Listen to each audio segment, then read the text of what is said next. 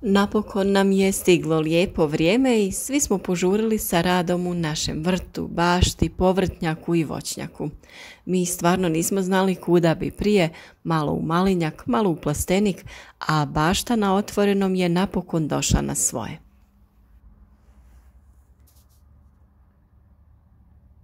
Gdje god da se okrenemo, posao nas sam zove, a mi smo stvarno jedva dočekali sve ove radove, sunce i ljepše vrijeme.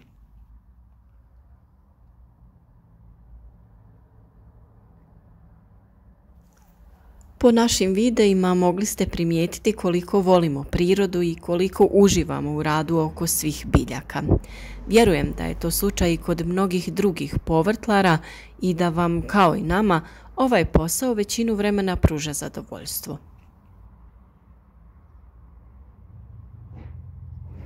Na stranu naravno svi problemi i sve što muči one koji se poljoprivredom i voćarstvom bave kao poslom, ali ovo je stvarno posao koji vam može pružiti višestruko zadovoljstvo.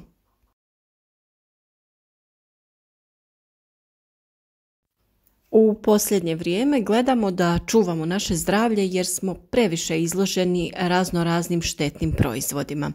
Organski uzgojena hrana će svakako poboljšati način prehrane, ali to nije jedini razlog zašto biste dane trebali provoditi u vrtu.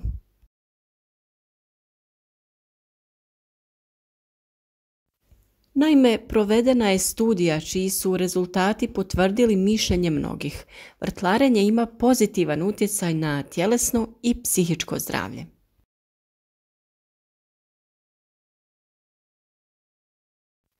Bilo da ste stari vrtlar ili ćete se ove godine upustiti u avanturu vrtlarenja, saznajte koje dobrobiti možete očekivati.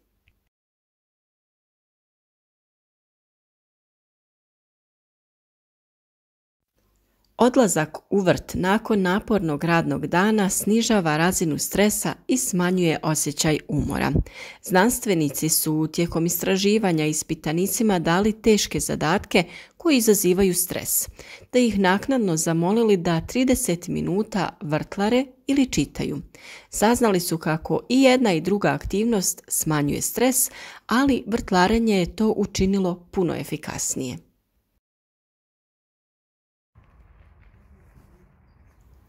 Vrtlarenje vas ostavlja u formi i smanjuje razinu stresa, što znači kako može prevenirati bolesti srca, dijabetes i pretilost. Naravno, ako jedete to što ste uzgojili, dobrobiti će biti puno veće za vaše zdravlje.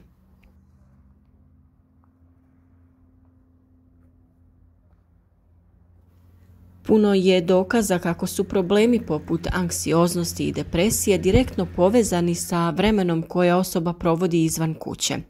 Vrtlarenje će otjerati svaku tugu, dati prostora za kreativnost te pružiti osjećaj ponosa kada ubirete plodove svoga rada.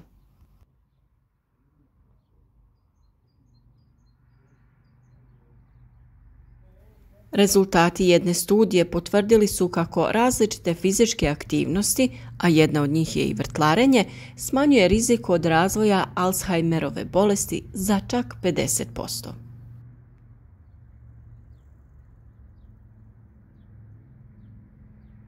A inače fizička aktivnost umiruje, a rad na nečemu što volite najbolje opušta, pa će kombinacija ovih faktora pomoći da mirno i čvrsto zaspete.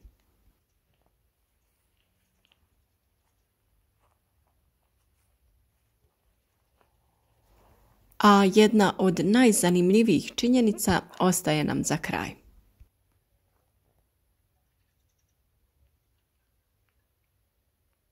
Naime, bakterije iz neposrednog okruženja ne moraju nužno biti opasne i pogubne za naš imunitet i uopšte naše zdravstveno stanje, čak naprotiv.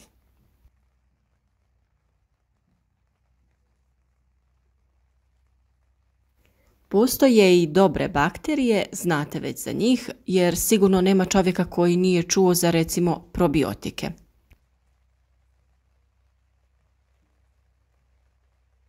Ali postoje i dobre bakterije u zemljištu koje također mogu blagotvorno djelovati na naš organizam. Ovaj put govorimo o onima koje, vjerovali ili ne, mogu poboljšati naše raspoloženje.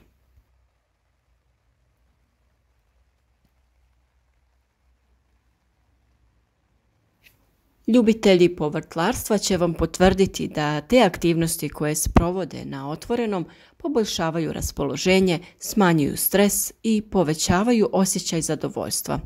Ipak, odagnati negativne emocije je moguće i zahvaljujući određenim saučesnicima iz same zemlje.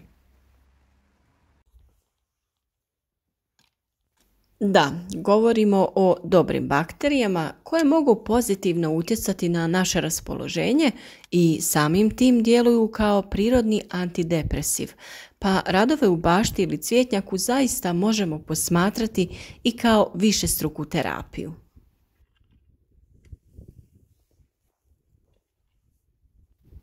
Konkretno, govorimo o Microbacterium vaccae, čije je izvorno stanište zemljište, a u ljudski organizam dospijeva tako što je ljudi udišu, progutaju ili kroz mikroranice na rukama. Poznata je kao bakterija sreće jer je naučno dokazano da utječe na nervne ćelije tako što potiče lučenje serotonina, odnosno hormona sreće.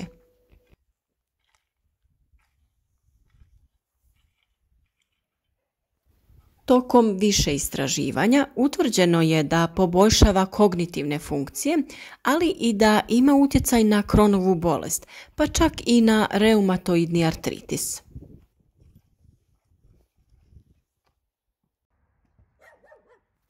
Također, naučnici smatraju da bi se mogle praviti vakcine koje bi sadržavale Microbacterium vaccae za sprječavanje težih oblika astme, a utvrđeno je i da potiče imunitet, odnosno utječe na lučenje takozvanih T ćelija i tjelesnih tečnosti, a čija je uloga odbrana od virusa, nekih vrsta alergija i čak karcinoma.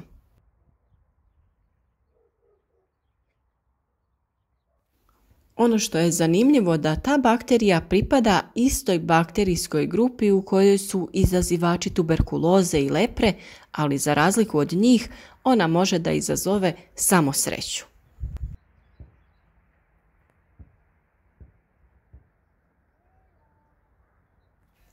Vjerujem da nakon napornog dana zadnje što je mnogima na umu je fizička aktivnost, ali nakon upravo poslušanih dobrobiti šteta bi bila da to ne isprobate.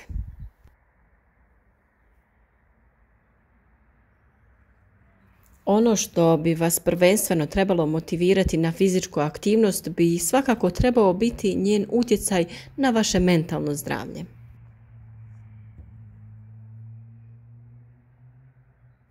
Nakon nekog vremena postanete svjesni da vam aktivnost pruža osjećaj blagostanja, energičnost, poboljšanje pamćenja i koncentracije, relaksaciju i kvalitetniji san.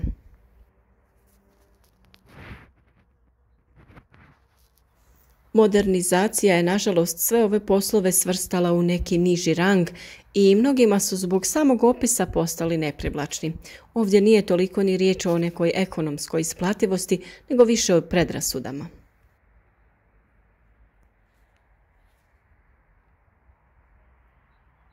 Psihički odmor, uživanje u zvukovima prirode, laganom kretanju i rasterećenju od svega drugog, to su dovoljni razlozi da se okušate u nekom od ovih zemljanih radova.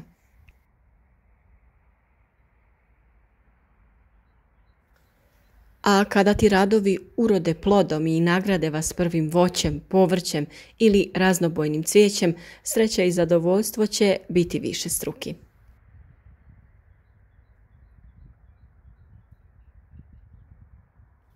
Iskreno se nadam da će ovaj video barem nekog potaknuti da se upusti u ovu avanturu, a one koji su planirali od svega da odustanu, podsjetiti koliko je lijepo i korisno imati, ako ništa, neko cvijeće na balkonu ili neku malu povišenu gredicu u dvorištu.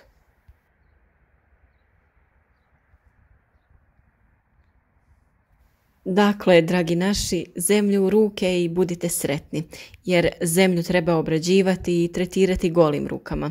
Zemlja se stvarno treba osjetiti.